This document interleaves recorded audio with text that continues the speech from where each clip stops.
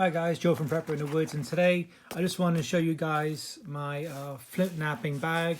This is a little pouch from David Friar's. Very well made, good zips, good stitching on it, no problem so far. So I'm going to do some flint knapping today. Just want to show you what the bag could hold.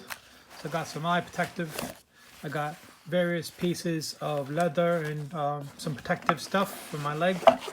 And then I got some tools here.